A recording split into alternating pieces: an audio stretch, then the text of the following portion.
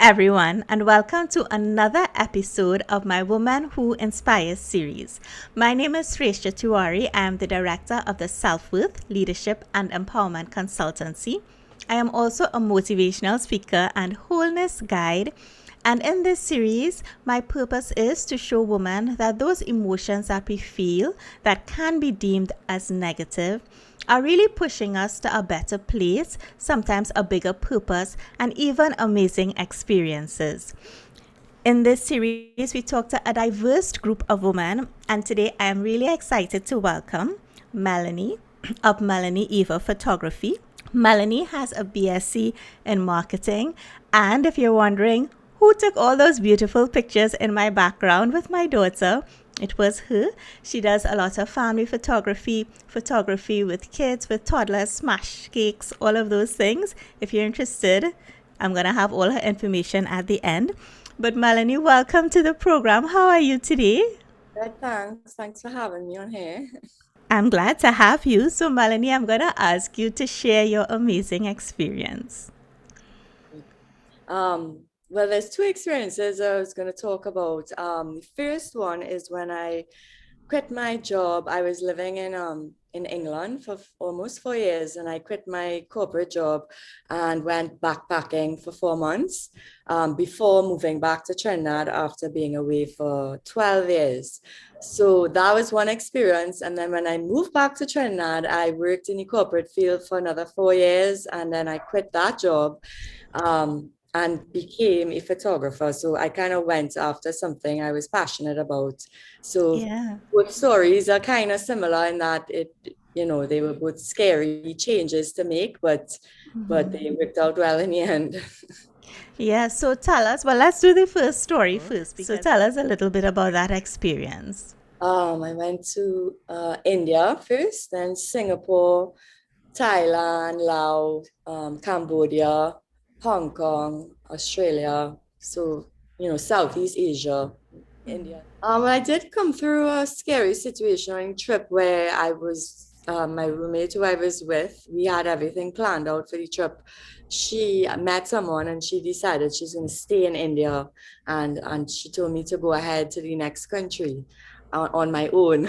So I was very disappointed. I was kind of felt a little abandoned. I felt scared. I was angry at her for kind of Yeah. leaving me like that. And I didn't actually talk to her for a day or two. And I started to think of just booking my trip back to Trinidad and just forget the rest of the trip because I didn't think I could do it without her. And then I said, no, this is something I always wanted to do, and I'm not going to let her stop me from finishing this trip. So I went ahead. I went to Singapore on my own, and she stayed back. And then maybe like a month later, we met back up in Thailand. And so I was on my own for a month, which was kind of scary. I felt very out of my comfort zone, not having her there all the time with me to meet people and plan things. I was just literally on my own in a strange country where I knew nobody. And it was scary. I felt very, very uncomfortable and out of my comfort zone. But at the same time, I was forced to make friends and meet people on my own. I also got offered a job, a really good job when I was in Singapore, from a guy I knew from my old job. And it was a big decision I had to make if to take this job and stay in Singapore, if to move back to Trinidad with my boyfriend. And I remember going to this very remote kind of retreat place in Thailand. And it's like yoga and meditation and just to clear my mind so I could make the right decision. And I went and I went to this meditation session in the jungle. It was very peaceful, and the whole session was about following your heart. Like literally, the instructor talked about following your heart, how your heart always leads you in the right direction. It knows what you want, follow it. And I literally wept. Tears was streaming down my face when I did this meditation session. And when I opened my eyes after the hour, I knew what my answer was. I knew I wanted to follow my heart, which was my heart was always in Trinidad. I always wanted to come back here. So I called the guy up and he gave me a week to decide if I wanted this job. So I called him up and I told him that I wasn't going to take the job and I was going to move back to Trinidad. So I did. And I always wonder, what my life would have been like if I had stayed. I could be still in Singapore living, but I feel like I made the right choice following my heart because I'm very happy where I am now in Trinidad. Yeah, that's such an amazing story because so many of us have a lot of things that we want to do. It may not be traveling, but it can be anything. And of that fear is what holds us back from doing it, or even wanting somebody to do it with us. So something as simple as going shopping, or maybe you want to go see a movie, or maybe you want to go by the beach. And we always feel that we want somebody to be with us. Yes. And in your case, you did have somebody in the beginning, and what this trip to me is on a much larger scale in terms of facing your fear. But then you face that person, for whatever reason, they did not continue on the trip with you for a period of time, and to decide to continue into that uncomfortable space and face your fears because this is something you always wanted to do. It's such a remarkable thing. And your story is testament to the fact that when we do things like that, we have such amazing experiences because I can only imagine, for example, the retreat you spoke about, having that experience in Thailand in such a Zen space, and to have such clarity come to you from that experience, as opposed to maybe if you had come back home, you definitely would not have done that I would have meditation, and regretted it. maybe the Yeah. yeah, I yeah, would have maybe come all back the home and I would thinking. have totally regretted not pushing myself past those limits to see what I could experience there. So I'm glad in the end that I did, face the uncomfortableness and force myself into that space that I didn't like. Because great things, she met back up with me and then we finished the journey and then we had lots of wonderful experiences on the rest of the trip. And then when I did move back to Trinidad after working a few years, I did the same kind of thing. I never ever thought that I could leave a corporate job and become a photographer. That was something that was like a dream in my head that was never possible. But I have my neighbor. She's a photographer, and she kind of sometimes you need a person in your life to kind of push you and make you realize that you can do things that you think you can't. And she really pushed me. She taught me how to use the camera. And she told me you could do this. And I quit the job after, I worked in a corporate job for like 12 years and was always behind a desk from 8 to 5 every day for 12 years. So I remember the first day being home, not at a job. I was just home with my baby. I had no job to go to. And it felt so strange. It felt uncomfortable. I felt scared. I felt like uncertain I made the right choice. I remember crying because I felt I had no purpose, like that I was not, like even though I was a mother and that was a great purpose I had, Yeah. I just had this, we all feel like we have to go behind this desk and sit there and work in something just to make money that we don't even really like. And yeah, it took a few years and I built up, did little things on the side to make money. And then I started part-time and now I'm full-time photographer and really, really love what I do and just really passionate about it. I wake up every day and just love what I do. It doesn't feel like work. But to get to this place, I really had to take a big jump and a leap of faith and be uncomfortable and scared and uncertain. And now I'm finally, 6 years later in a place that I never ever imagined that I would be this happy and fulfilled in my daily work. Hey, I just wanted to ask you. So, you spoke about how your neighbor was encouraging you, and that made me think that you didn't really have a photography background before. So, is it that you started to learn and develop these skills only after you would have left the corporate job? Yes. So I was on maternity leave. I actually did my maternity shoot with my friend slash neighbor. And it was at that shoot my husband told her that, you have Melanie's dream job.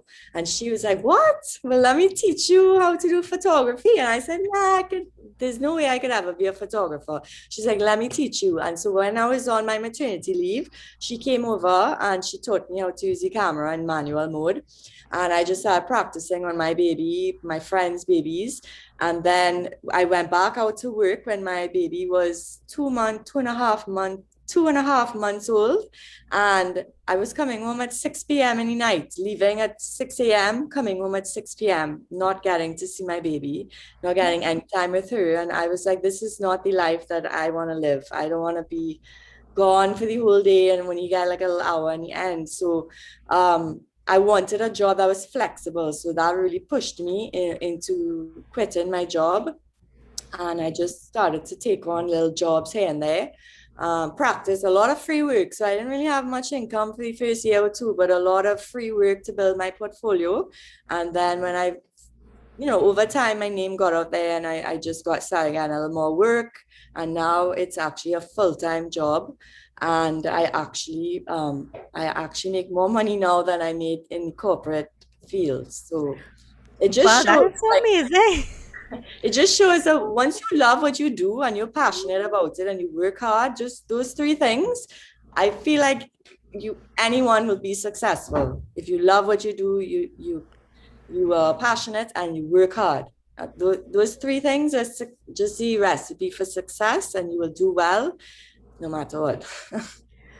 Yeah, that is so amazing to me, that you honed your craft. It's not something that you did before, but you started learning. And again, it's you got a mentor, somebody who had your dream job, and she was kind enough to teach you. And little by little, you built it. And I love that you spoke about to wanting to be with your baby, because this is something a real issue for a lot of mothers, including myself, not seeing the value in having a job that keeps you away from your children. And then at the end of the day, it's like a couple hours, and then you have to get them to sleep. So for me, it is very inspirational for any woman out there, again, thinking that they want to do something different. Know that you don't even have to have the background and the skills right now. You can develop it. You can do your course or pair yourself with someone who will teach you, and practice on your friends, practice on your family. That's how most people I get did through. courses too. Yeah, it was a lot of Yeah. practice, trial and error, but courses and mentors, a mix of things. So yeah, you don't have to have everything all planned out, Yeah. to make those big decisions. I mean, you have to do think about it to some extent, but don't stress about it. Like if you love it and you know you're gonna work hard at it, just go day by day and just see how it goes. And it might work out well. And if it doesn't, you could always just go back to what you were doing if you don't feel like it was working out for you. But I feel like it will, if you love it, Yeah. yeah. Yeah, because even for me, like in doing these things, the first people I interview are always people who I know if I mess something up, they're going to do over the interview.